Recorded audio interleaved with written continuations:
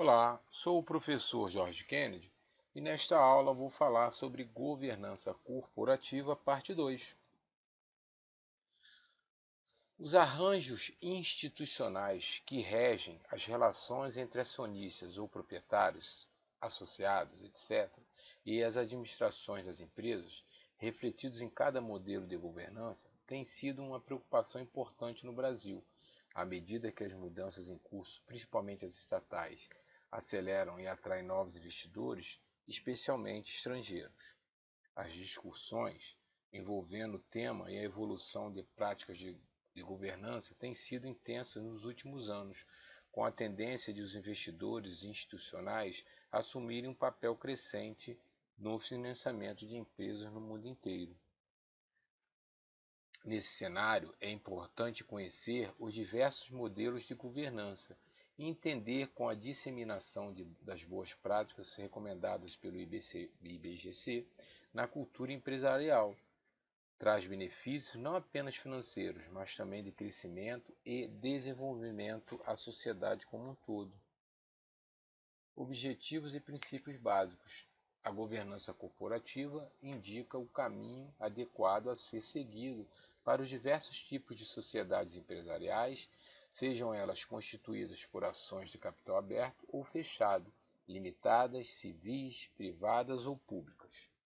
As práticas de governança corporativa visam ampliar o valor da companhia, seu desempenho e o acesso a recursos de fluxo de caixa e financiamentos a longo prazo a custos menores. Então, nós temos os princípios básicos, que são transparência, equidade, prestação de contas, responsabilidade corporativa. E os pilares da governança corporativa são os sócios, o conselho de administração, a gestão, a auditoria independente e o conselho fiscal. Né? E aí nós temos aí as boas práticas de governança. Princípios básicos do IBGC: equidade, tratamento igualitário entre todos os sócios e demais partes interessadas. Transparência, autêntico compromisso de informar tanto fatos positivos quanto negativos, imprescindíveis para gerar confiança interna e externa. Prestação de contas pressupõe que os agentes da governança assumam as consequências de seus atos e omissões. Responsabilidade corporativa, zelo pela sustentabilidade da companhia, visando a longevidade e incorporando definições de ordem social e ambiental. De acordo com Silva, 2016, além dos princípios básicos de governança determinados pelo IBGC, outros dois não menos importantes poderiam completar essa lista: a ética, relacionada à conduta institucional e à prestação de contas à sociedade, e o compliance, que tem como objetivo disciplinar as normas legais e regulamentares, bem como as políticas e diretrizes estabelecidas para o ambiente de negócios. O modelo de governança corporativa é formado pelo conjunto de instituições, suas culturas, normas e convenções que regulam as relações entre as administrações das empresas e os acionistas, ou outros grupos os quais as administrações, de acordo com o tipo de modelo, devem prestar contas. As características de cada modelo existem ao redor do mundo, refletem as diferentes formas culturais, as relações políticas, as prioridades sociais e os tipos de organização capitalista e de desenvolvimento econômico nos diversos países. Apesar da variedade de modelos aplicáveis, o objetivo da governança é o mesmo: garantir que as práticas instituídas assegurem a transparência das ações e transmitam confiança para os acionistas e as partes interessadas. Modelo anglo-saxão. Prevalece nos Estados Unidos, no Reino Unido e no Canadá. Nesse modelo, as principais características são a participação acionária, que é a propriedade, pulverizada, e a separação entre propriedade e gestão, tendo como objetivos primordiais da atividade empresarial o retorno dos investimentos, a criação de valor aos acionistas e as práticas de governança que permitem melhor alcançá-los. Modelo nipo-germânico. Esse modelo predomina no Japão e na Alemanha e sofre influência de sua cultura coletivista, privilegiando o equilíbrio dos interesses dos diversos intervenientes, stakeholders, que se relacionam com a empresa, bem como a garantia do emprego aos colaboradores, que tem sido difícil de sustentar, graças à elevação dos níveis de competição globais. No Japão, são formados keiretsus, né? São conglomerados de negócios em que cada empresa membro possui uma pequena participação nas empresas conglomeradas, sendo que no total das participações cruzadas, no mínimo 20% do capital fica sob o controle das empresas membro, as quais possuem um conselho de administração unificado. Na Alemanha, a gestão também é compartilhada, e ali ainda exige a presença de representantes dos empregados, sindicatos e bancos nos conselhos das empresas. Modelo latino-europeu. Nos países da Ásia emergente, as características do modelo de governança corporativa são próximas ao modelo latino-europeu, também adotado pela França. Lá, diferentemente da Alemanha, a cultura francesa interfere de modo negativo nas práticas de governança corporativa, pois nas empresas familiares o proprietário do negócio é o único gestor e administrador.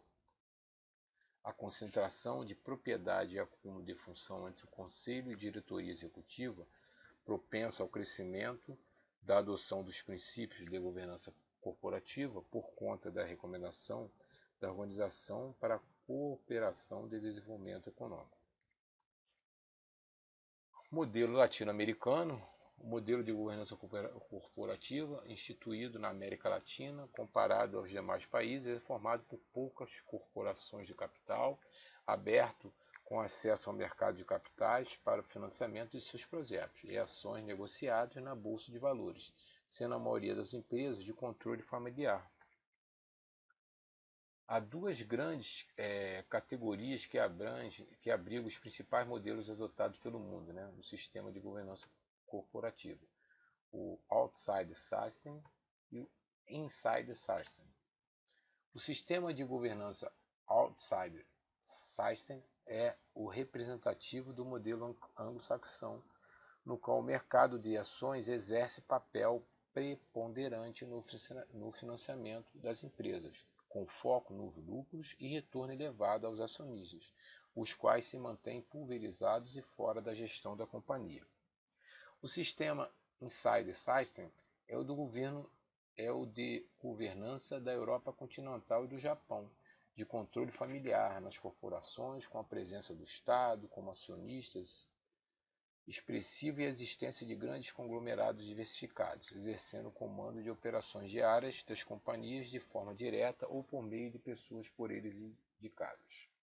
Nesse modelo, o financiamento das empresas ocorre por meio do mercado de títulos e dívidas.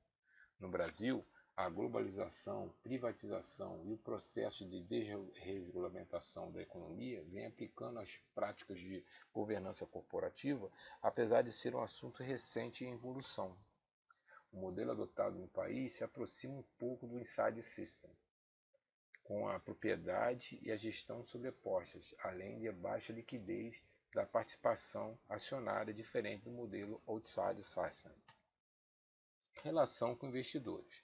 O Instituto Brasileiro de Relação com Investidores, fundado em junho de 1997, contribui na consolidação do trabalho dos profissionais de relações com investidores como intermediários entre as organizações e o mercado, em busca constante por aprimoramento, embasados em uma conduta ética e responsável.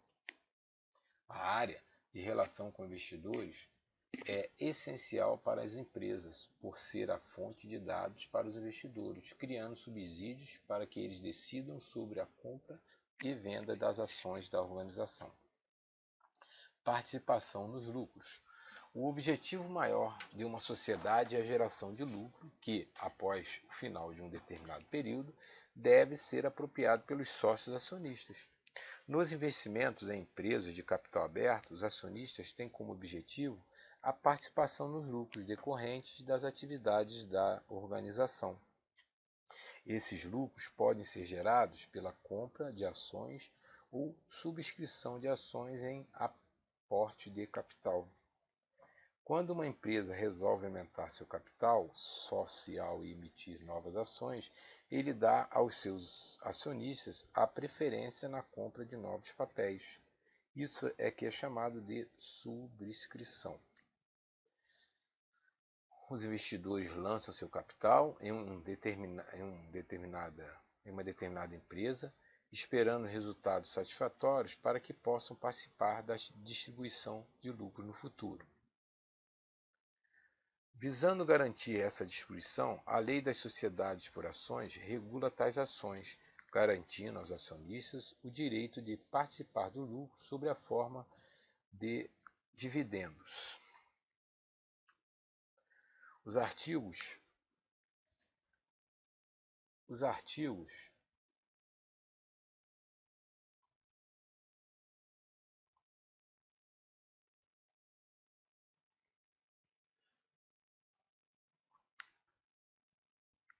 artigos 189 a 191 da referida lei determinam que,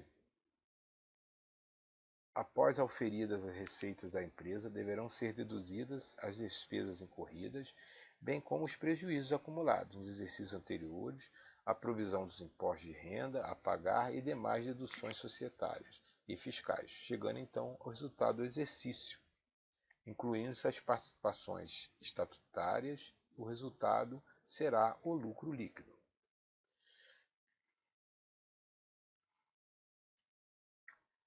A demonstração financeira deve ser submetida As demonstrações financeiras devem ser submetidas à avaliação da Assembleia Geral de Acionistas, para que seja apresentada uma proposta de distribuição dos lucros. Após o estabelecido o valor a ser distribuído, o montante dos dividendos será dividido pela quantidade de ações existentes, mensurando o valor devido a cada acionista, proporcionalmente à quantidade de ações em sua propriedade. Esse procedimento é obrigatório por lei a todas as empresas de capital aberto, porém, as organizações podem definir em estatuto qual será o percentual de lucro líquido distribuído aos acionistas de forma precisa e minuciosa, não cabendo aos administradores e aos acionistas controladores a decisão sobre essa porcentagem.